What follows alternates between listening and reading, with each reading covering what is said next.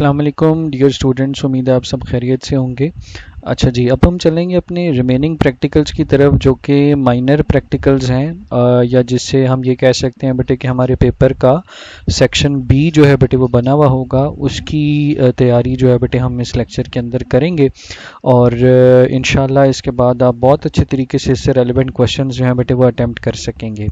तो हम जल्दी से बेटे क्वेश्चंस को देख लेते हैं कि हमसे इन प्रैक्टिकल से रिलेटेड जो क्वेश्चंस पूछे जाएंगे वो क्वेश्चंस बेटे किस तरह के हो सकते हैं, हमें किस अंदाज में उनका आंसर करना है। जैसे देखिए, हमारा माइनर प्रैक्टिकल के अंदर जो पहला प्रैक्टिकल है वो determination of the spring constant using load extension setup है। तो हमें लोड एक्सटेंशन यानी हेलिकल स्प्रिंग का इस्तेमाल करते हुए बेटे इसको फाइंड आउट करना है। अब चूंकि डाटा हमें ऑलरेडी प्रोवाइड किया जाएगा तो हम इसकी बेस पे दो तरह से बेटे कैलकुलेशन कर सकते हैं। याद रखिएगा बेटे कि जब भी किसी स्प्रिंग के स्प्रिंग कांस्टेंट के बारे में बात की जाती है तो वो स्प्रिंग कांस्टेंट कैलकुलेट करने के लिए अगर तो मैं मैथमेटिकली बात करूँ तो हम हुक्स लॉ को बेटे यूज़ करते हैं और हम ये कहते हैं कि हमें वो फोर्स जो स्प्रिंग में एक स्पेसिफिक एक्सटेंशन प्रोड्यूस करने जा रही है हमें उसकी ज़रूरत होती है बेटे, इसका पता होना चाहिए। और हमें एक्सटेंशन ऑफ द स्प्रिंग जो है उसका पता होना चाहिए। इसके ज़रिए से हम स्प्रिंग कांस्टेंट को कैलकुलेट कर सकेंगे। या फिर दूसरी चीज़ बेटे क्या होती है कि अगर कभी भी स्प्रिंग कांस्टेंट को कैलकुलेट करना हो तो याद रखिए बेटे कि ग्राफ एक प्लॉट किया जाता है जो कि फोर्स और एक्सटेंशन के दरमियान है। जैसे इस टाइम फोर्स बेटे आप देख रहे हैं और एक्सटेंशन। अब अगर आप गौर करें बेटे तो फोर्स और एक्सटेंशन के दरमियान ग्राफ प्लॉट करें तो जब आप जनरली स्लोप को कैलकुलेट करेंगे तो it is delta Y by delta X. लेकिन इस वक्त बेटे अगर मैं कहूँ तो जो ग्राफ हम प्लॉट कर रहे हैं इसकी स्लोप कैलकुलेट करने के लिए वाई एक्सिस पे जो क्वांटिटी है वो एफ है तो मैं कहूँगा कि ये डेल्टा एफ हो जाता है। और इसी तरह से एक्स एक्सिस पे जो क्वांटिटी है वो एक्सटेंशन है तो ये डेल्टा एक्स हो जाता है। और हम कोई से दो पॉइंट्स चूज़ करके आसानी से बेटे यहाँ से कैलकुलेशन कर सकते हैं। मेरी पॉइंट से क्या मुराद है कि फॉर एग्जांपल हम ग्राफ के ऊपर पॉइंट ए को चूज़ कर लेते हैं, हम ग्राफ के ऊपर पॉइंट बी को चूज़ कर लेते हैं। जब हम ए चूज़ करेंगे बेटे तो यहाँ से हम आसानी से ये वैल्यू फाइंड आउट कर लेंगे जिससे मैं ये कह सकूँगा कि एक्स पे चूँकि एक्सटेंशन चल रही है तो ये हमें वैल्यू प्रोवाइड कर देगी x1 की। फिर इसी तरह से अगर मैं सपोज y एक्सिस के हवाले से बात करूं तो ऐसे हम y एक्सिस को रीड कर लेंगे और मैं ये कहूँगा बेटे कि यहाँ से हमें वैल्यू मिल जाएगी f1 की। फिर इसी तरह से अगर पॉइंट b के अगेंस्ट बात कर लें सेम वे के अंदर बेटे हम बात कर सकेंगे कि जब हम पॉइंट b पे बात करेंगे तो यहाँ से हमें मिल जाएगा x2। और फिर इसी तरह से बेटे जब हम y एक्सिस को रीड करेंगे, फॉर एग्जांपल मैं कहता हूँ ये हमारा y एक्सिस है, यहाँ से जब ये रीड करेंगे बेटे तो हमें F2 का पता चल जाएगा।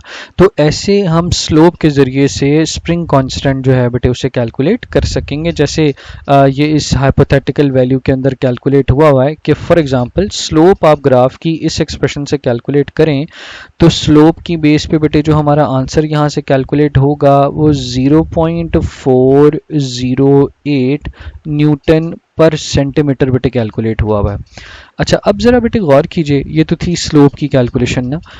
इससे रेलेवेंट जो क्वेश्चन बेटे हमसे पूछा जा सकता है वो क्या क्वेश्चन है कि पहला सवाल है identify the two quantities being plotted on the force extension graph. तो कौन सी दो क्वांटिटीज बेटे यहाँ पे प्लॉट की जा रही हैं। बड़ा आसान सा सवाल है, चूँकि सेक्शन बी का सवाल है, 4 मार्क्स का बेटे क्वेश्चन आएगा जिसमें 2-2 मार्क्स के क्वेश्चन भी हो सकते हैं, 1 मार्क का क्वेश्चन भी हो सकता है। इस वक्त देखिए कि यहाँ पे हमारे पास जो वाई एक्सिस के ऊपर क्वांटिटी प्लॉट हुई है तो मैं इस जवाब में बेटे बताऊंगा कि वो फोर्स है। और इसी तरह से दूसरी क्वांटिटी जो प्लॉट हुई है उसको बेटे हम कहेंगे कि वो हमारे पास एक्सटेंशन है। तो हमें एक्सटेंशन और फोर्स दो क्वांटिटीज को बेटे यहाँ पे प्लॉट किया गया है। अच्छा, अब अगर हम पेपर के दूसरे सवाल की तरफ चलें, दूसरा सवाल हमसे पूछा जा रहा है if the slope of the graph is 0.408 newton per centimetre calculate the spring constant. अब ऑब्वियसली स्लोप जो है बेटे इस वक्त स्प्रिंग कांस्टेंट के इक्वल है तो मैं पहली चीज़ तो बेटे ये कहूँगा, लेकिन ज़रा गौर कीजिए बेटे यहाँ न्यूटन पर सेंटीमीटर है और हमसे जवाब पूछा जा रहा है न्यूटन पर मीटर के अंदर। तो मुझे अपने आंसर को बेटे कन्वर्ट करना है पर मीटर के अंदर, तो इसका थोड़ा सा ख्याल कीजिए।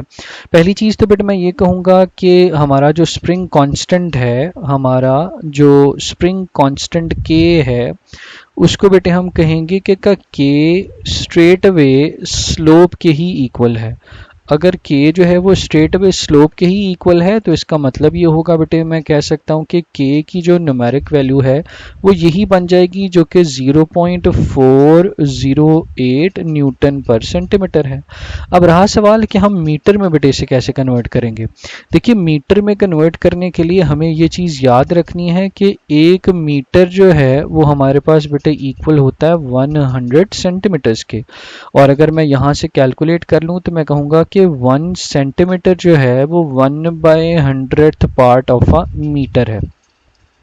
इसका मतलब ये हुआ बेटे कि अगर मैं यहाँ पे यूनिट के अंदर सेंटीमीटर को रिमूव करके, यानी इस वाले सेंटीमीटर की जगह मीटर को पुट करना चाहूँ तो मैं कैसे लिखूंगा कि मैं 1 सेंटीमीटर की जगह 1/100 मीटर लिखूंगा। तो जैसे ही बेटे हम यहाँ पे इस वैल्यू को यूज़ करेंगे, मैं कहूँगा कि हमारा k 0.408। अब चूंकि ये न्यूटन पर सेंटीमीटर है तो जैसे ही बेटे मैंने न्यूटन की जगह मीटर लिखना है, मुझे यहाँ पे साथ में 1/100 भी लिखना पड़ेगा। और अगर मैं न्यूटन पर मीटर लिखूंगा बेटे तो इसका मतलब ये होगा कि मेरा वो नीचे लिखा हुआ मीटर ऊपर आके मल्टीप्लाई हो जाएगा। तो जैसे ही 0.408 को आप मल्टीप्लाई करेंगे 100 के साथ तो आपका जवाब बेटे बन जाएगा कि 40.8 न्यूटन पर मीटर। तो इस तरह से बेटे हमारा पहला माइनर प्रैक्टिकल है जिसे हम सॉल्व भी कर सकेंगे और उससे रेलेवेंट क्वेश्चंस को देख सकेंगे। अच्छा बेटे, अब हम चलते हैं अपने सेकंड एक्सपेरिमेंट की तरफ, जो हमारा माइनर एक्सपेरिमेंट्स के अंदर सेकंड एक्सपेरिमेंट है, जिसमें हमें कहा जा रहा है कि determination of centre of gravity of plane lamina using a plumb line. अच्छा, ये भी बड़ा आसान सा बेटे एक्सपेरिमेंट है। इसमें हमें थिन इर्रेगुलर शेप्ड ऑब्जेक्ट जो है उसको यूज़ करना है, उसके centre of gravity find out करना है। और हम प्लम लाइन को बेटे यहाँ पे यूज़ करते हैं। ये एक ऐसा सिंपल सा स्ट्रक्चर है जिसका सेंटर ऑफ ग्रेविटी बड़ा इजीली पॉइंट कर रहा होता है।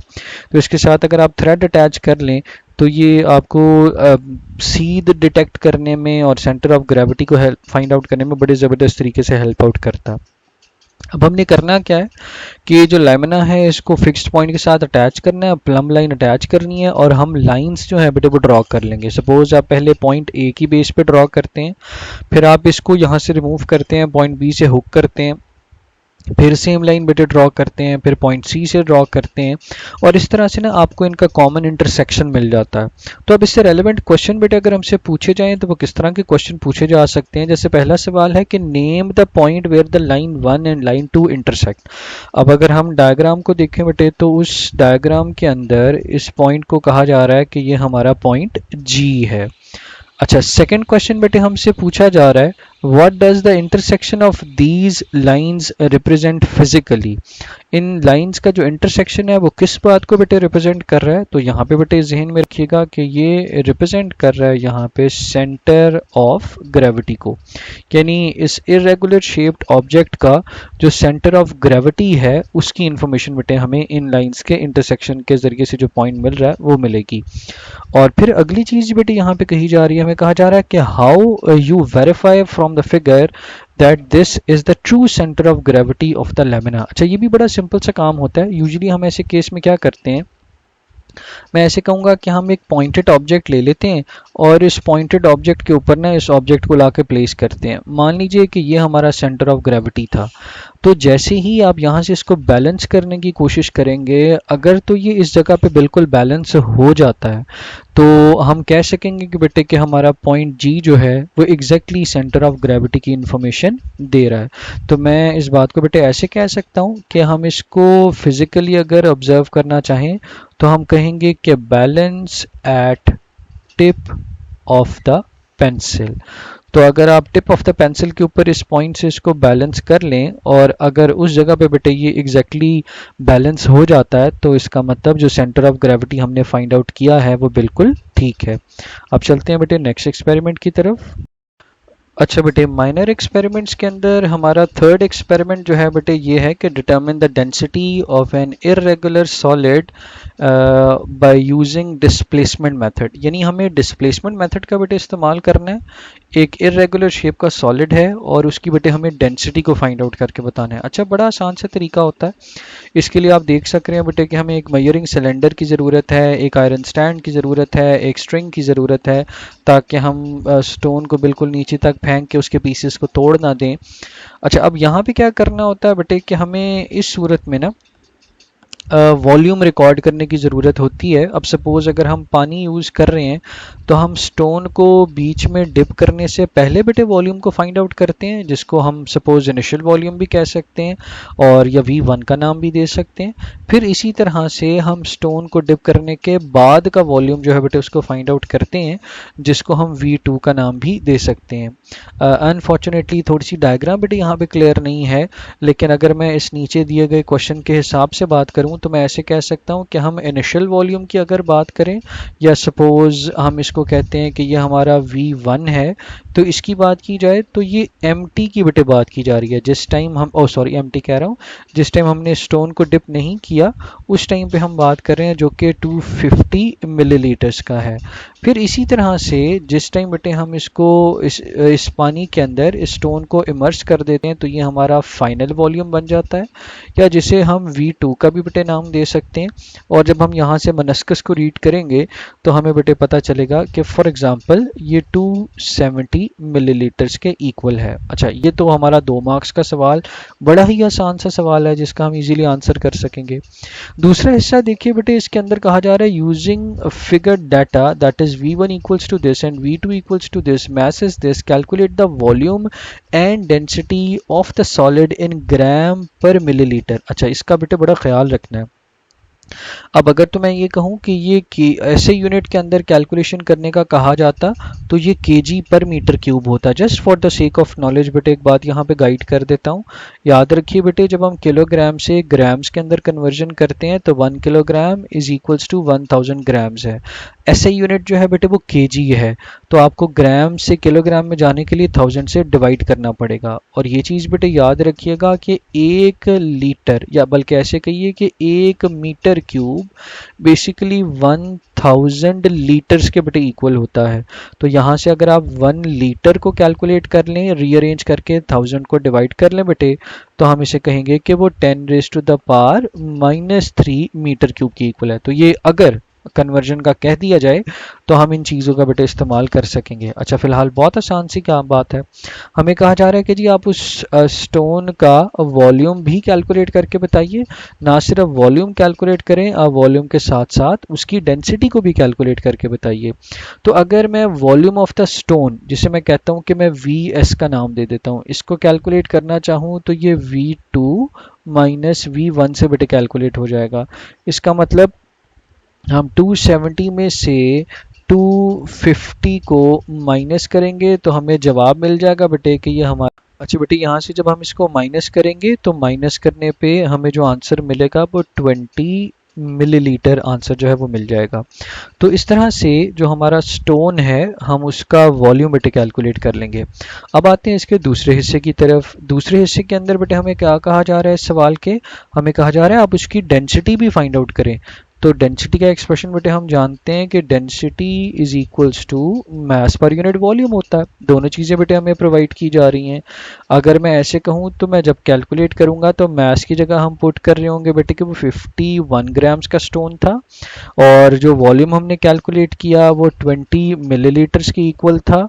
तो यहाँ से जब हम इसको सॉल्व कर लेंगे तो सॉल्व करने पे बेटे जो हमारे पास यहाँ से आंसर निकल आएगा वो फॉर एग्जांपल 2.55 ग्राम्स पर मिलीलीटर निकल आएगा।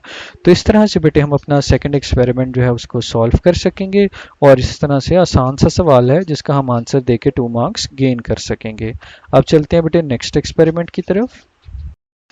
अच्छा बेटे, हमारा फोर्थ एक्सपेरिमेंट जो है वो ये है बेटे कि study of the laws of reflection using a plane mirror, यानी लॉज ऑफ रिफ्लेक्शन को प्लेन मिरर के ज़रिए से बेटे स्टडी किया जा रहा है। और ना सिर्फ हम स्टडी कर रहे हैं, उससे रेलिवेंट कुछ चीज़ों को बेटे यहाँ पे डिस्कस करेंगे।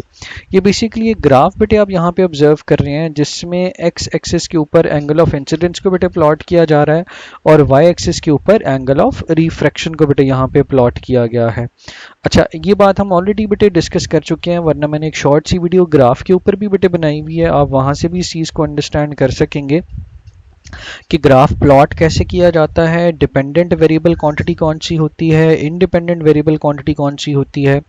कन्वेंशन ये है बेटे कि जो एक्स एक्सिस के ऊपर क्वांटिटी प्लॉट की जा रही होती है उसको हमें जहन में रखना है बेटे कि वो हमारे पास इंडिपेंडेंट होती है, और इसी तरह से जो वाई एक्सिस के ऊपर बेटे क्वांटिटी प्लॉट की जा रही होती है वो हमारे पास dependent quantity, dependent variable quantity होती है।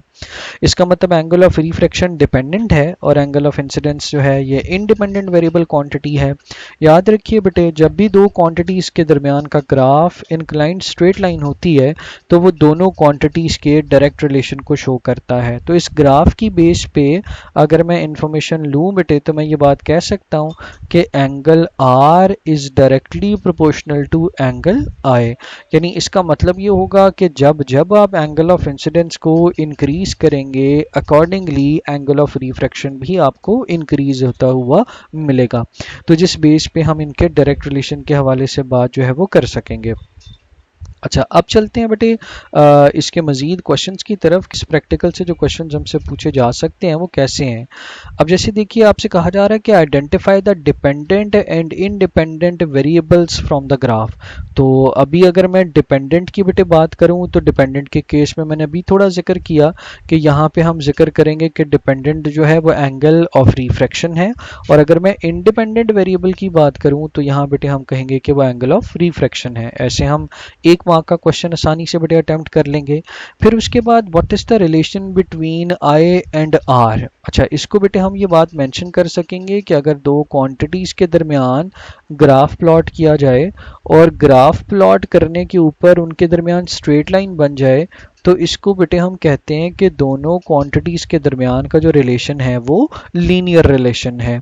और फिर इसी तरह से थर्ड क्वेश्चन को बेटे देखिएगा, state the laws of reflection verified by the graph. तो यहाँ पे दो चीज़ें बेटे, एक पहले लॉ को बेटे याद रखिएगा कि पहला लॉ हमें ये बताता है कि आप किसी भी एंगल पे कैलकुलेशन कर लें, एंगल ऑफ इंसिडेंस और एंगल ऑफ रिफ्लेक्शन हमेशा इक्वल मिलते हैं। और इसी तरह से सेकंड लॉ के अकॉर्डिंग बात कर लें, जो डायग्राम से हम वेरीफाई कर लेते हैं कि पॉइंट ऑफ इंसिडेंस पे, अगर हम पॉइंट ऑफ इंसिडेंस की बात करें तो वहां पे हमें तीन रेज यानी इंसिडेंट रे,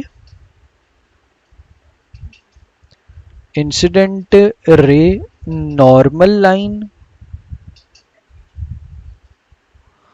और reflected ray all lie in the same plane।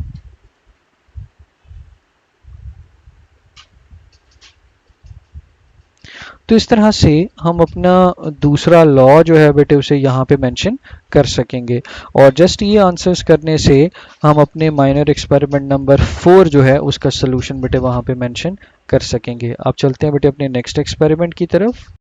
अच्छा बेटे, हमारा एक्सपेरिमेंट नंबर 5 जो है उसके अंदर investigation of refraction through a glass lab है। बेसिकली यहाँ पे बेटे हमें एंगल ऑफ इंसिडेंस की, एंगल ऑफ रिफ्रैक्शन की, रिफ्रैक्टिव इंडेक्स की, इन चीज़ों की बेटे कैलकुलेशन जो है वो यहाँ पे करनी पड़ सकती है। एक चीज़ बेटे याद रखिएगा कि जब कभी रिफ्रैक्शन से रेलिवेंट एक्सपेरिमेंट आते हैं, एंगल्स को मेजर करने के लिए हमें हमेशा बेटे नॉर्मल लाइन का सहारा लेना पड़ता है। और नॉर्मल लाइन बेटे आप सब जानते हैं कि ये एक ऐसी स्ट्रेट लाइन होती है जो किसी सरफेस के साथ 90 डिग्रीज का बेटे एंगल जो है वो रखती है। जैसे इस टाइम आप इस लाइन को जो देख रहे हैं ये नॉर्मल लाइन है। इंसिडेंट रे का इस नॉर्मल लाइन के साथ बेटे जो एंगल बन रहा होता है, यानी अगर मैं इस एंगल की बात करूं तो याद रखिएगा बेटे इसको एंगल ऑफ इंसिडेंस कहा जाता है। फिर इसी तरह से रिफ्रैक्टेड रे का, यानी अगर मैं रेयर टू डेंसर मीडियम की बात करूं, फॉर एग्जांपल लाइट को ऐसे कह देते हैं कि वो एयर से ट्रेवल कर रही है और एयर से ट्रेवल करने के बाद दूसरे मीडियम यानी कि ग्लास के अंदर एंटर हो रही है। तो इस नॉर्मल लाइन का और ये जो हमारी रिफ्रैक्टेड रे है इनके दरमियान का जो एंगल है इसको बेटे कहा जाता है कि ये एंगल ऑफ रिफ्रैक्शन है। अच्छा, अब ज़रा गौर कीजिए बेटे, हमें कहा जा रहा है पहले सवाल में कि फ्रॉम द फिगर मेजर और identify the angle of incidence and angle of refraction. इसके लिए बेटे हर सूरत में आपके ज्योमेट्री बॉक्स के अंदर बेटे डी का होना बहुत ज़रूरी है। किसी तौर भी बेटे डी को ड्रॉप ना कीजिएगा, लाजमी साथ लेके जाइएगा। अच्छा, अब angle of incidence for example मैं कहता हूं कि जब हम यहां से एंगल ऑफ इंसिडेंस की वैल्यू को मेजर करते हैं तो एंगल ऑफ इंसिडेंस मान लीजिए हमारे पास यहां पे 45 डिग्रीज के इक्वल है।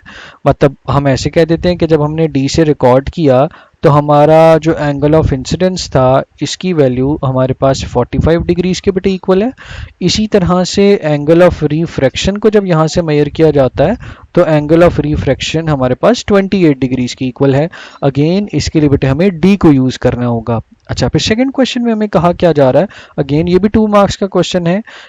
Using these values, calculate the refractive index of the glass and state what the constant ratio represents physically.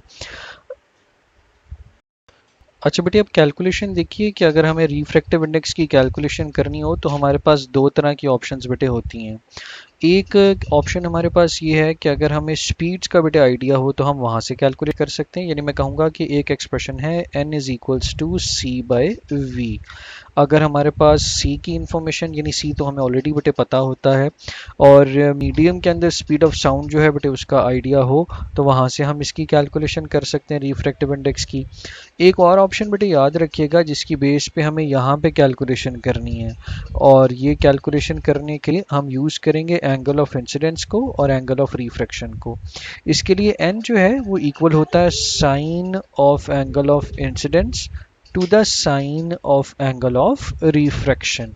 इसकी मदद से बेटे हम कैलकुलेशन कर सकते हैं। अगर हम इन वैल्यूज़ को यहाँ पे बेटे यूज़ कर लें, मैं ऐसे कहता हूँ कि n इज इक्वल्स टू, जैसे हमारे केस में sine of angle of 45 degrees बेटे आ जाएगा, फिर इसी तरह से divided by sine of angle of 28 degrees. इसको बेटे हम यहाँ पे यूज़ करेंगे। आप जब यहाँ से बेटे सॉल्व करेंगे तो रिफ्रैक्टिव इंडेक्स की कैलकुलेशन करने पे आपको जवाब मिलेगा, फॉर एग्जांपल ये 1.51 के इक्वल है। अच्छा बेटे गौर कीजिएगा, ये यूनिट लेस नंबर होता है, n is equals to C by V. दो सेम फिजिकल क्वांटिटीज़ की रेशो हमें किसी किस्म का बेटे यूनिट प्रोवाइड नहीं करती, तो यूनिट लेस नंबर है। अच्छा, अब सवाल का जो दूसरा हिस्सा था, ये कांस्टेंट रेशियो हमें किस चीज़ की इन्फॉर्मेशन दे रही है, तो इसकी फिजिकल इन्फॉर्मेशन को बेटे यहाँ पे याद रखिएगा कि ये एक्सप्रेशन हमें ये गाइड करता है कि स्पीड ऑफ लाइट कितने टाइम्स डिक्रीज करने जा रही है। फॉर एग्जांपल एयर के अंदर जो स्पीड ऑफ लाइट थी वो 3 लाख किलोमीटर्स पर सेकेंड थी। तो अगर हमसे कोई पूछे कि ग्लास में बेटे क्या फ़र्क पड़ेगा, तो मैं कहूँगा भाई कि ग्लास के अंदर स्पीड ऑफ लाइट जो है वो 1.51 टाइम्स डिक्रीज कर जाएगी एज कंपेयर टू वैक्यूम। तो ये हमारा फिजिकल सिग्निफिकेंस का बेटे यहाँ पे आंसर होगा। इस तरह से ये प्रैक्टिकल कंप्लीट हो जाता है। अब चलते अच्छा बेटे, अब हम चलते हैं अपने 6th एक्सपेरिमेंट की तरफ, जो कि find the critical angle of prism है। जिससे बेटे हमें ग्राफ के ज़रिए से एंगल को फाइंड आउट करना है और इससे रेलेवेंट क्वेश्चंस बेटे किस तरह से देखे जाएंगे। एक तो बेटे अगर आप स्टार की कॉपी यूज़ कर रहे हैं तो इसके अंदर बेटे करेक्शन कर लीजिएगा, जो ग्राफ वहाँ पे आई और आर के दरमियान प्लॉट हुआ हुआ है वो गलत हुआ हुआ है। मतलब ये हमें ग्राफ प्लॉट करना है एंगल ऑफ इंसिडेंस का। बेटे ये एंगल ऑफ इंसिडेंस तब डिस्कस हो रहा है जब एक रे ऑफ लाइट प्रिज्म के अंदर दाखिल हो जाती है। यानी अगर आप उस डायग्राम को थोड़ा सा रिकॉल करें बेटे, तो मैं ऐसे कहूँगा कि वो डायग्राम अगर रफली मैं थोड़ी सी बेटे बता दूं तो वो कुछ इस तरह से डायग्राम बनी हुई है। तो यहाँ से जब लाइट सपोज एंटर हो जाती है, एंटर होने के बाद यहाँ जाके हिट करती है, ये हमारी नॉर्मल लाइन है। इस वक्त ये वाला बेटे एंगल जो है ये हमारा एंगल ऑफ इंसिडेंस चल रहा है, और यहाँ पे ना चूँकि इनिशियली लाइट रे पहले यहाँ से बाहर निकलने की कोशिश करेगी तो वो एंगल ऑफ रिफ्रैक्शन है। और क्रिटिकल एंगल के केस में बेटे हम जानते हैं कि जब भी हम क्रिटिकल एंगल का जिक्र करते हैं तो क्रिटिकल एंगल के केस में अगर मैं कहूँ कि एंगल ऑफ इंसिडेंस जो है वो हमारा इक्वल हो जाए क्रिटिकल एंगल के, यानी एंगल ऑफ इंसिडेंस जो है अगर बेटे ये हमारे पास इक्वल हो जाता है क्रिटिकल एंगल के, तो ऐसे केस में जो एंगल ऑफ रिफ्रैक्शन होता है इसको बेटे याद रखना है 90 डिग्रीज का है, तो हमारी बुक में वो ग्राफ गलत बना हुआ है। अच्छा, थोड़ा बेटे इस अंदाज के अंदर देखिएगा, ये इंडिकेट कर रहा है कि जैसे जैसे आप एंगल ऑफ इंसिडेंस को इंक्रीज करते हैं accordingly angle of refraction increase होता है। लेकिन ये जो पोर्शन आप ग्राफ का बेटे बीच में देख रहे हैं, ये जो कर्व्ड वाला पोर्शन, यानी अगर मैं इस वाले पार्ट की बात करूं, तो जैसे ही आप एक ख़ास एंगल के ऊपर पहुंचते हैं, एकदम से आपका एंगल ऑफ रिफ्रैक्शन और ज़्यादा बेटे इंक्रीज कर जाता है। और वो जगह जिसके ऊपर, यानी ये गौर कीजिएगा, जिस एंगल ऑफ इंसिडेंस पे एंगल ऑफ रिफ्रैक्शन जो है बेटे वो हमें 90 डिग्रीज का मिल रहा है, तो ये वाला एंगल बेटे हमारा क्रिटिकल एंगल हो जाएगा। तो ऐसे अगर हमें ग्राफ प्लॉट किया जाए तो उसके ज़रिए से हम क्रिटिकल एंगल की डिटर्मिनेशन कर सकेंगे।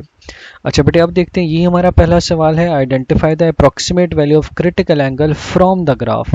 तो अगर तो बेटे जियोमेट्रिकल मेथड हो फिर तो हम डी से मेजर करके आसानी से देख सकते हैं, लेकिन अगर ग्राफ से बेटे मेजर करना हो तो मैं ऐसे कहूँगा कि हमें ढूंढना पड़ेगा जिस जगह पे हमें एंगल ऑफ रिफ्रैक्शन 90 डिग्रीज का मिलता है। याद रखिए, जिस जगह पे या जिस एंगल ऑफ इंसिडेंस के लिए एंगल ऑफ रिफ्रैक्शन 90 डिग्रीज का मिलता है, उस एंगल ऑफ इंसिडेंस को बेटे हम नाम देंगे कि वो हमारा क्रिटिकल एंगल है। और जैसे ग्राफ से अभी हमने देखा बेटे कि ये हमारे पास 42 डिग्रीज के, या अप्रॉक्सीमेटली यानी प्रिसाइसली बात करूं तो 41.8 डिग्रीज है।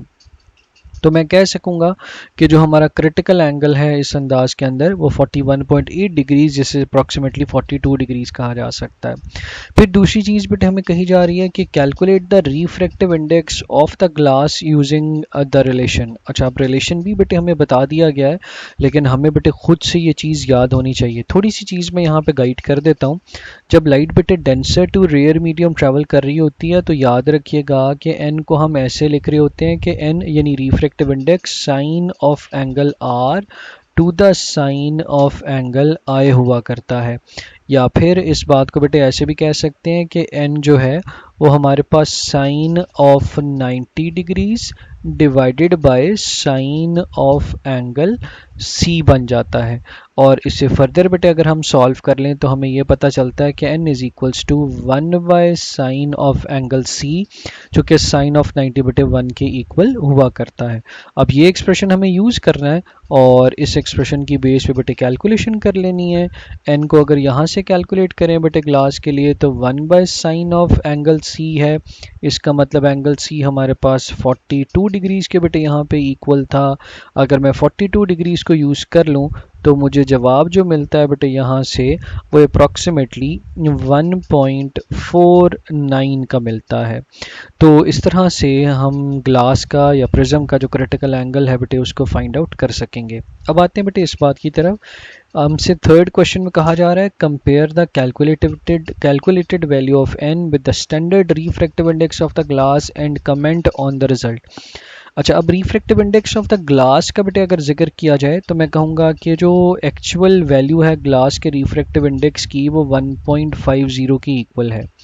और मैं कहता हूँ कि जो हमारी एक्सपेरिमेंटल वैल्यू जो आ रही है, हम इसे एक्सपेरिमेंट का नाम दे देते हैं, एक्सपेरिमेंटल वैल्यू जो आ रही है वो 1.49 की इक्वल आ रही है। तो ये जो थोड़ा सा डिफरेंस आ रहा है, ये स्मॉल एरर की वजह से हमारे पास बेटे आ रहा होता है, रीडिंग की बेस पे आ रहा होता है। तो मैं इसे सिंपली ये कह सकता हूँ कि जो डिफरेंस हमें नज़र आ रहा है इसकी एक छोटी सी रीजन स्मॉल एरर्स भी हो सकते हैं। तो इस तरह से बेटे क्रिटिकल एंगल से रेलेवेंट जो क्वेश्चंस हमसे पूछे जाएंगे हम उनका बआसानी बेटे यहाँ पे आंसर कर सकेंगे। अब चलते हैं बेटे अपने नेक्स्ट एक्सपेरिमेंट की तरफ। अच्छा बेटे, अब हमारा माइनर एक्सपेरिमेंट नंबर 7 है। अगेन बेटे चूँकि ये माइनर एक्सपेरिमेंट है तो इसमें से 4 मार्क्स का क्वेश्चन बेटे हमसे पूछा जाएगा और उसके लिए थोड़ा सा हम इस एक्सपेरिमेंट को बेटे देख लेते हैं और इससे रेलेवेंट क्वेश्चंस को। अच्छा देखिए, एक्सपेरिमेंट क्या है कि consider the experiment measurement of the current and voltage across a resistor V I characteristic, यानी ये कर्व या ग्राफ के बारे में बात हो रही है जो कि वोल्टेज और करंट के दरमियान बेटे प्लॉट किया जा रहा है। तो इसको बेटे याद रखिएगा, ये जो बात हम करने जा रहे हैं यानी वी आई करेक्टरिस्टिक की अगर बात की जाती है तो इसका मतलब ये है कि हम ग्राफ की बात कर रहे हैं। और फिर कहता है कि आप जो आंसर क्वेश्चंस आपसे पूछे जा रहे हैं आप उनका आंसर करें। अच्छा, एक तो चीज़ बेटे, इन चीज़ों पे थोड़ा सा हमें गौर रखना है कि यहाँ पे जो चीज़ हम यूज़ कर रहे हैं वो एक डीसी पावर सप्लाई का इस्तेमाल कर रहे हैं, फिर की को बेटे यूज़ किया जा रहा है, फिर इसके साथ साथ रियोस्टैट को यूज़ किया जा रहा है। रियोस्टैट को इससे पहले भी बेटे हम डिस्कस कर चुके, ये करंट लिमिट करने के लिए बेटे यूज़ किया जाता है, ये वेरिएबल रजिस्टर है। अच्छा, बाज़ केसेस के अंदर ना ऐसा भी होता है कि अगर मैं मॉडर्न पावर सप्लाईज़ की बात करूँ तो वो बेटे उसका सिंबल कैसे है कि वो सपोज़ हमारे पास एक डीसी पावर सप्लाई है और उस डीसी पावर सप्लाई के ऊपर इस तरह से एक लाइन लगा दी जाती है, तो ये इंडिकेट करता है कि अगर कहीं पे आप एक ऐसा सोर्स इस्तेमाल कर रहे हैं जो कि वेरिएबल सोर्स है, तो मैं इसे कहूँगा कि ये वेरिएबल डीसी पावर सप्लाई का जो सिंबल है उसे थोड़ा सा जहन में रखिएगा, वो इस तरह से कुछ दिखता है। तो अगर ओवरऑल बेटे सर्किट की बात की जाए तो मैं कन्वेंशनल करंट की बेस पे बात कर सकता हूँ कि यहाँ से करंट फ्लो करना शुरू करेगा जिस टाइम हम इस की को क्लोज कर देंगे और कुछ इस लूप को फॉलो करता हुआ वो यहाँ पहुँच जाएगा। एम मीटर के केस में बेटे ख्याल रखना है कि एम मीटर से चूँकि हम चाहते हैं कि सारे का सारा करंट जो है वो होके गुजरे, इसलिए एम मीटर जो है इसको सीरीज़ के अंदर अटैच किया गया है। ये हमारा एम मीटर है। और वोल्ट मीटर को बेटे याद रखिए, चूँकि वोल्ट मीटर से पोटेंशियल डिफरेंस को मेजर करना होता है, तो हमेशा ये उन दो पॉइंट्स के अक्रॉस अटैच किया जाता है जिनके अक्रॉस की वोल्टेज आपको चाहिए। तो ये वो हमारा रजिस्टर है जो कि अंडर टेस्ट है, जिसकी कैलकुलेशन बेटे हमें यहाँ पे करनी है, तो इसको अटैच किया जाएगा पैरेलल के अंदर। अब चलते हैं बेटे इस बात की तरफ कि हमें क्वेश्चंस क्या पूछे जाएंगे। जैसे पहला सवाल है, from the figure identify how ammeter and voltmeter are connected. तो अभी मैं बेटे ये बात बता चुका कि अगर हम एम मीटर की बात करें तो हम कहेंगे बेटे कि एम मीटर जो है इसको सीरीज के अंदर कनेक्ट किया गया है, और वोल्ट मीटर के हवाले से अगर बात की जाए तो हम कहेंगे बेटे कि वोल्ट मीटर जो है इसको हमने पैरेलल के अंदर कनेक्ट किया है। हमारा सेकंड क्वेश्चन है, using the graph draw from the voltage and current data straight line through the origin, calculate the resistance of the register from the slope. अच्छा, ये बात बेटे फिर स्लोप का जिक्र आ गया, ग्राफ का जिक्र आ गया, हम इससे पहले भी ये बात कर चुके। तो अब देखिए यहाँ पे ये वोल्टेज का बेटे डाटा अवेलेबल है, और इसी तरह से एक्स एक्सिस के ऊपर करंट का डाटा अवेलेबल है। तो इसलिए अगर हम यहाँ से स्लोप की कैलकुलेशन करें, मैं फिर से वही कहूँगा कि हम जनरल कॉन्सेप्ट मेरे बच्चों अभी तक जान चुके हुए हैं कि स्लोप जब कैलकुलेट की जाती है तो सीधी लाइन की स्लोप कैलकुलेट करने का फॉर्मूला है delta Y by delta X. मैं इस वक्त ऐसे कहूँगा कि जब मैं इस ग्राफ के लिए स्लोप को कैलकुलेट करता हूँ तो मैं कहूँगा कि स्लोप जो है वो डेल्टा वी बाय डेल्टा आई के इक्वल हो जाती है। अब हमारे लिए बिल्कुल आसानी है बेटे, कोई से दो पॉइंट्स आप इस ग्राफ के ऊपर चूज़ कर लें, कोई से दो, मैं रैंडमली बात करता हूँ। फॉर एग्जांपल हम इस पॉइंट को चूज़ कर लेते हैं और इस पॉइंट को चूज़ कर लेते हैं। तो जब आप यहाँ से वैल्यूज़ को कैलकुलेट करेंगे तो आपको क्या पता चलेगा बेटे कि आपने एक्स एक्सिस को रीड करना है, तो मैं कहूँगा चूँकि एक्स एक्सिस पे करंट है तो ये हमें I1 की वैल्यू मिल जाएगी। यहाँ से बेटे हम वाई एक्सिस को रीड करेंगे तो V1 की वैल्यू मिल जाएगी। फिर इसी तरह से इस पॉइंट की बात करूँ तो यहाँ से मैं कहता हूँ बेटे कि सपोज़ हमें I2 की वैल्यू मिल जाती है, और वाई एक्सिस को अगर यहाँ से रीड किया जाए तो वाई एक्सिस रीड करने पे हमें V2 की वैल्यू मिल जाएगी। तो हमें x की वैल्यू यानी I1 I2 की वैल्यूज़ मिल जाएंगी, V1 V2 की वैल्यूज़ मिल जाएंगी। तो आसानी से बेटे हम स्लोप को कैलकुलेट कर सकेंगे। देखिए स्लोप अगर आप कैलकुलेट करेंगे तो आप ये कहेंगे बेटे कि ये V2 minus V1 divided by I2 minus I1। Recall कीजिए ओम्स लॉ को। ओम्स लॉ से बेटे हम जानते हैं कि R जो है वो वोल्टेज डिवाइडेड बाय करंट होता है। तो इन अदर वर्ड्स हम कैलकुलेट करेंगे स्लोप, लेकिन स्लोप की कैलकुलेशन की बेस पे हमें जो एंड रिजल्ट मिल रहा होगा वो होगी रेजिस्टेंस। तो इसलिए बेटे ये बात कही जा सकेगी कि अगर रेजिस्टेंस की कैलकुलेशन करनी है तो आप स्लोप के ज़रिए से यहाँ पे कैलकुलेशन करके रेजिस्टेंस का आंसर जो है वो निकाल सकते हैं। तो इस तरह से अगर हमें कुछ डमी वैल्यूज़ मिल जाएं तो उन डमी वैल्यूज़ की बेस पे हम आसानी से अपनी रेजिस्टेंस जो है उसे कैलकुलेट कर सकेंगे। तो ये बेटे तरीकाकार होगा जिससे हम यहाँ पे कैलकुलेशन कर सकते हैं। अगर न्यूमेरिक वैल्यू चाहिए तो हमें हर सूरत में बेटे ग्राफ की ज़रूरत जो है वो होगी, अदरवाइज़ हम जर्नल सी बात जो है वो कुछ इस अंदाज के अंदर यहाँ पे एक्सप्रेस कर सकेंगे।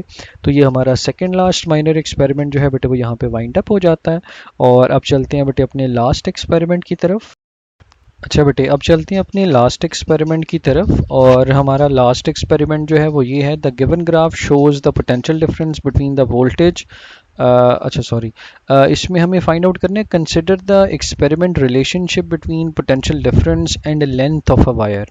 यानी यहाँ पे हमें रिलेशनशिप बेटे देखना है कि वायर की यानी पोटेंशियल डिफरेंस में, यानी एक चीज़ इस पे फोकस किया जा रहा है वो पोटेंशियल डिफरेंस है, और दूसरी चीज़ जो है बेटे वो लेंथ ऑफ द वायर है। इन दो चीज़ों के दरमियान का रिलेशन हमें देखना है।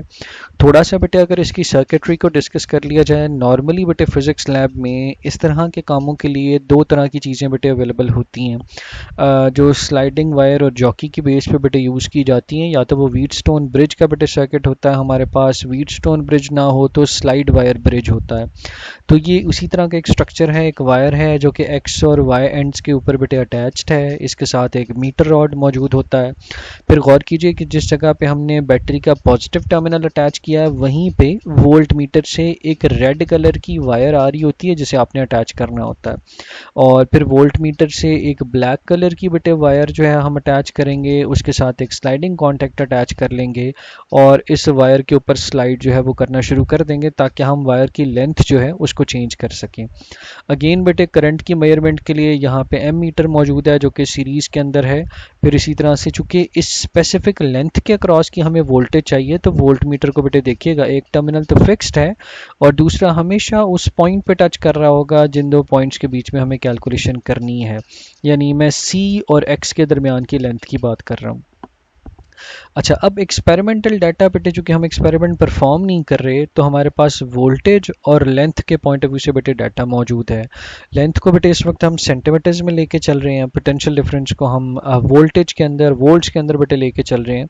मैं एक छोटी सी बात वैसे गाइड कर दूं बेटे कि ओम्स लॉ से हम इस बात को बेटे जानते हैं कि V is equals to I R बेटे हुआ करता है।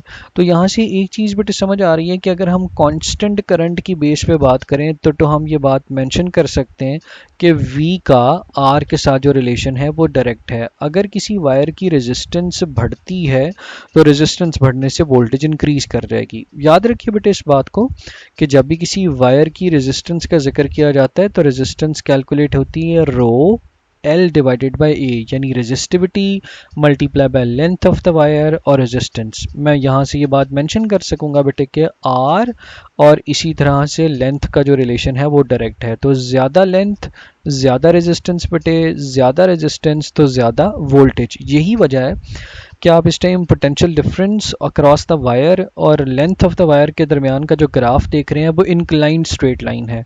हम पहले कई दफ़ा बेटे ये बात कर चुके, जब दो फिजिकल क्वांटिटीज़ के दरमियान का ग्राफ इंक्लाइंड स्ट्रेट लाइन होती है तो ऐसे केस में बेटे हमेशा उनके दरमियान के डायरेक्ट रिलेशन जो है उसकी वजाहत हो रही होती है। अब चलते हैं बेटे क्वेश्चंस की तरफ कि हमें क्या क्वेश्चंस यहाँ से पूछे जा सकते हैं।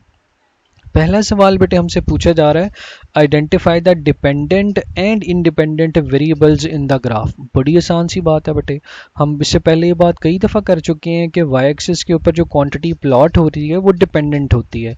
तो अगर मैं डिपेंडेंट की बात करूं बेटे तो मैं कहूँगा कि मेरी जो डिपेंडेंट क्वांटिटी यहाँ पे है वो बेसिकली पोटेंशियल डिफरेंस, या फिर बेटे इसका आम जुबान में जो नाम है हम इसे वोल्टेज के तौर पे भी मेंशन कर सकते हैं। इंडिपेंडेंट वेरिएबल की बेटे अगर बात करें तो यहाँ पे बेटे हम कहेंगे कि हमारा इंडिपेंडेंट वेरिएबल लेंथ है जिसे बेटे इस वक्त यहाँ पे x के साथ रिप्रेजेंट किया जा रहा है। तो ये एक सिंपल सा आंसर होगा, हम 1 मार्क के लिए इसे सॉल्व कर सकेंगे। दूसरी चीज, determine the slope of the graph and state what is the slope represents physically. अच्छा, ये भी अच्छा सवाल है। फिर से बेटे मैं कहूँगा स्लोप कैलकुलेट करनी है, पूरी स्ट्रेट लाइन के ऊपर कोई से दो पॉइंट्स चूज कर लें। सपोज मैं आसानी के लिए पॉइंट ए और पॉइंट बी ये चूज कर लेता हूँ। यहाँ से बेटे जब मैं रीड करता हूँ तो मुझे यानी एक्स एक्सिस वाली यानी x1 का पता चल जाता है। जब वाई एक्सिस को बेटे यहाँ से रीड करता हूँ तो मुझे v1 का बेटे पता चल जाता है। b के लिए बात करूँ तो जैसे यहाँ से रीड करता हूँ बेटे तो x2 का पता चल जाता है, और इसी तरह से जब y एक्सिस से रीड करता हूँ तो v2 का बेटे पता चल जाता है, और इस बेस पे हम आसानी से बेटे अपनी स्लोप को कैलकुलेट कर सकेंगे। अभी हमने कई दफ़ा बेटे सीखा कि हमारे पास स्लोप का जो एक्सप्रेशन होता है, जब स्लोप को कैलकुलेट किया जाता है तो हम इसे जनरली कहते हैं स्ट्रेट लाइन के केस में कि ये delta y by delta x के इक्वल है। फिर इसी तरह से इस केस में अगर हम बात करें तो स्लोप को जब कैलकुलेट किया जाएगा बेटे तो ये delta v by delta x हो जाएगा।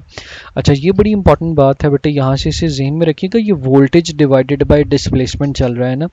तो अगर मैं यूनिट के पॉइंट ऑफ व्यू से बेटे यहाँ पे बात करूँ तो याद रखिएगा इस केस में हमारा जो यूनिट बन जाता है वो वोल्ट पर मीटर है। ये समहाउ इलेक्ट्रिक इंटेंसिटी की तरफ भी इशारा होता है, लेकिन वो इंशाल्लाह आप हायर क्लासेस के अंदर सेकेंड ईयर के अंदर बेटे इस चीज़ को देखेंगे फर्स्ट ईयर में। फिलहाल के लिए इसे मैं इस तरह से कहता हूँ कि अगर ये वोल्टेज डिवाइडेड बाय डिस्प्लेसमेंट, क्योंकि उसने कहा ये फिजिकली क्या बता रहा है, तो मेरा फिर जवाब होगा बेटे कि अगर मैं फिजिकल सिग्निफिकेंस की बात करूँ तो मैं कहूँगा कि स्लोप मुझे इंफॉर्मेशन दे रही है पोटेंशियल ग्रेडियंट की। इसको बेटे याद रखना है कि अगर change in potential with respect to displacement change in potential with respect to displacement देखा जाए तो इसको बेटे कहा जाता है कि वो पोटेंशियल ग्रेडियंट है। और रहा सवाल बेटे स्लोप की कैलकुलेशन का, तो वो मैं ऑलरेडी समझा चुका कि स्लोप को बेटे किस तरह से कैलकुलेट करना है। हाँ, बाकी एक्सप्रेशन के पॉइंट ऑफ व्यू से भी हम थोड़ा सा इस अंदाज के अंदर बेटे बात कर सकेंगे कि अगर हम पोटेंशियल ग्रेडियंट के पॉइंट ऑफ व्यू से बेटे बात कर लें तो मैं एक और एक्सप्रेशन भी बेटे यहाँ पे लिख सकता हूँ। मैं कहूँगा कि ओम्स लॉ हमें ये बताता है कि V is equals to I R हुआ करता है। यहाँ पे पूरा सर्किट चूँकि सीरीज में था, I एज इट इज़ रहेगा, R की जगह पे पुट कर लें तो ये रो L बाय A बन जाता है। बल्कि ऐसे कहिए L को हम यूज़ नहीं करते चूँकि हमारी डाटा में से X कहा गया है, तो मैं ऐसे कह देता हूँ कि ये रो X बाय A बेटे बन जाता है। देखिए गौर करने पे हमें ये पता चलेगा कि V बाय एक्स यहाँ से अरेंज किया जा सकता है। अगर आप इस एक्सप्रेशन को रीअरेंज करें तो आप इसे लिख सकते हैं कि ये V डिवाइडेड बाय एक्स, यानी ये x उधर जाकर डिवाइड हो जाएगा और दूसरी साइड पे बेटे ये I डिवाइडेड बाय A बन जाएगा। तो V बाय एक्स जहाँ पोटेंशियल ग्रेडियंट की इन्फॉर्मेशन बेटे प्रोवाइड कर रहा है और इसी तरह से करंट पर यूनिट एरिया की इन्फॉर्मेशन भी हमें यहाँ से मिल रही होगी। तो इसलिए इसका थोड़ा ख्याल रखना कि इस बेस पे मैं ऐसे भी कह सकूँगा कि ये एम्पेयर पर मीटर स्क्वायर की तरफ भी इशारा कर रहा है। तो कुछ इस अंदाज में भी बात की जा सकेगी इसकी स्लोप की। और तीसरा सवाल बेटे देखिए, ये भी एक मार्क का सवाल है। According to the graph what is the relationship between V and X for a uniform wire carrying constant current. अभी फिर से बेटे ये बात मैं बता चुका हूँ ऑलरेडी कि अगर करंट कांस्टेंट है तो ये बात बेटे हम जानते हैं कि फिर ओहम्स लॉ के अकॉर्डिंग V और X के दरमियान का रिलेशन डायरेक्ट होगा। एज X इंक्रीज करेगा तो X के इंक्रीज होने के साथ साथ एक्सपेरिमेंटल वैल्यूज़ बता रही हैं कि potential difference across the wire increase हो जाता है। मैं उम्मीद करता हूँ बेटे कि ये वीडियो लेक्चर आपके लिए बहुत ज़्यादा हेल्पफुल साबित हो और आप अपने एग्ज़ाम में बहुत अच्छे तरीके से मार्क्स गेन कर सकें। आप सबका बहुत शुक्रिया बेटे। अल्लाह हाफ़िज़।